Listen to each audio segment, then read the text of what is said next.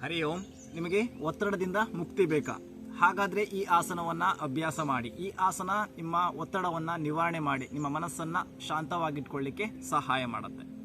ನಮಸ್ಕಾರ ವೀಕ್ಷಕರೇ, ನಿಮಗೆ ದಿನಪೂರ್ತಿ ಒತ್ತಡ, ಮನಸ್ಸು ಅಶಾಂತವಾಗಿದೆಯಾ? ಸರಿಯಾಗಿ ನಿದ್ರೆ ಬರ್ತಾ ಇಲ್ವಾ?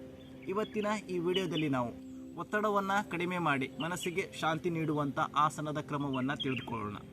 ಈ ಯೋಗದ ಕ್ರಮವನ್ನು ಪ್ರತಿನಿತ್ಯ 10ರಿಂದ 15 ನಿಮಿಷ ಅಭ್ಯಾಸ ಮಾಡೋದ್ರಿಂದ ನಿಮ್ಮ ಜೀವನವೇ ಬದಲಾಗುತ್ತೆ.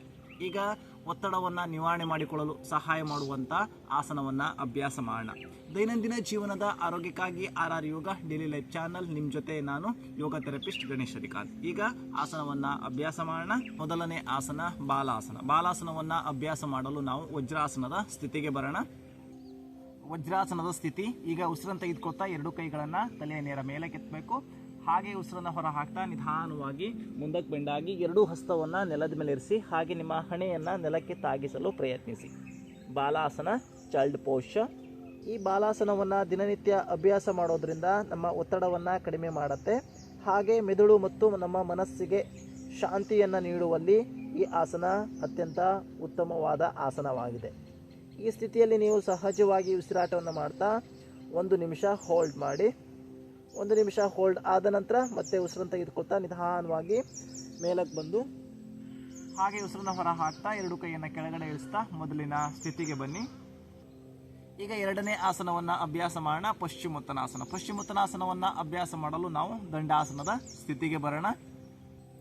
ದಂಡಾಸನದ ಸ್ಥಿತಿ. ಈಗ ಉಸಿರನ್ನು ತೆಗೆದುಕೊಳ್ತಾ ನಿಧಾನವಾಗಿ 2 ಕೈಗಳನ್ನು ಮೇಲೆ ಕೆತ್ತಬೇಕು. ಹಾಗೆ ಉಸಿರನ್ನು ಹೊರ ಹಾಕ್ತಾ ನಿಧಾನವಾಗಿ ಮುಂದಕ್ಕೆ ಬೆಂಡಾಗಿ ನಿಮ್ಮ 2 ಪಾದವನ್ನು ಇಟ್ಕೊಳ್ತಾ ಮತ್ತೆ ಉಸಿರನ್ನು ತೆಗೆದುಕೊಳ್ಬೇಕು. ಹಾಗೆ ಉಸಿರನ್ನು ಹೊರ ಹಾಕ್ತಾ ಸಂಪೂರ್ಣ ಉಸಿರನ್ನು ಹೊರ ಹಾಕ್ತಾ ಮುಂದಕ್ಕೆ ಬೆಂಡಾಗಿ. ಈ ಸ್ಥಿತಿಯಲ್ಲಿ ನೀವು ಸಹಜವಾಗಿ ಉಸಿರಾಟವನ್ನು ಮಾಡ್ತಾ 30 ಸೆಕೆಂಡ್ಸ್ ಹೋಲ್ಡ್ ಮಾಡಿ. ಈ ಆಸನವನ್ನು ದಿನನಿತ್ಯ ಅಭ್ಯಾಸ ಮಾಡೋದ್ರಿಂದ ನಮ್ಮ ಸಂಪೂರ್ಣ ನರಗಳನ್ನು ಶಾಂತಗೊಳಿಸುತ್ತದೆ. ಹಾಗೆ ಒತ್ತಡವನ್ನು ನಿವಾರಣೆ ಮಾಡಿ ನಿದ್ರೆಯನ್ನು ಸುಧಾರಿಸಲು ಈ ಆಸನ ಉತ್ತಮವಾದ ಆಸನವಾಗಿದೆ. 30 ಸೆಕೆಂಡ್ಸ್ ಹೋಲ್ಡ್ ಆದ ನಂತರ ಮತ್ತೆ ನಿಧಾನವಾಗಿ 2 ಕೈಯನ್ನು ನೇರ ಮಾಡಿ ಹಾಗೆ ಮೇಲಕ್ಕೆ ಬಂದು ಉಸಿರನ್ನು ಹೊರ ಹಾಕ್ತಾ 2 ಕೈಯನ್ನು ಕೆಳಗಡೆ ಇಳಿಸ್ತಾ ದಂಡಾಸನದ ಸ್ಥಿತಿಗೆ ಬನ್ನಿ. ಈಗ 3ನೇ ಆಸನವನ್ನು ಅಭ್ಯಾಸ ಮಾಡೋಣ. 3ನೇ ಆಸನ ಸೇತುಬಂಧಾಸನ. ಸೇತುಬಂಧಾಸನವನ್ನು ಅಭ್ಯಾಸ ಮಾಡಲು ನಾವು ಬೆನ್ನಿನ ಮೇಲೆ ಮಲಗಿಕೊಳ್ಳುವಂಥ ಸ್ಥಿತಿಗೆ ಬರೋಣ. ಸೇತುಬಂಧಾಸನ. ಈಗ 2 ಮಂಡಿಯನ್ನು ಮಡ್ಚಿಕೊಳ್ತಾ ನಿಮ್ಮ 2 ಪಾದವನ್ನು ಪೃಷ್ಠದ ಮುಂಭಾಗದಲ್ಲಿರಿಸಿ ಹಾಗೆ ನಿಮ್ಮ 2 ಹಸ್ತದಿಂದ ಎಂಕಲ್ ಜಾಯಿಂಟನ್ನು ಇಟ್ಕೊಳ್ಳಿ.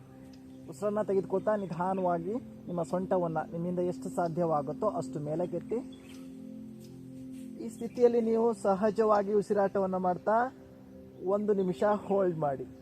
ಈ ಸೇತುಬಂಧಾಸನವನ್ನು ದಿನನಿತ್ಯ ಅಭ್ಯಾಸ ಮಾಡೋದ್ರಿಂದ ನಮ್ಮ ದೇಹದ ದಣಿವನ್ನು ನಿವಾರಿಸಿ ಮೆದುಳು ಮತ್ತು ನಮ್ಮ ಹೃದಯಕ್ಕೆ ರಕ್ತ ಸಂಚಾರವನ್ನು ಹೆಚ್ಚಿಸಲು ಸಹಾಯ ಮಾಡುತ್ತೆ.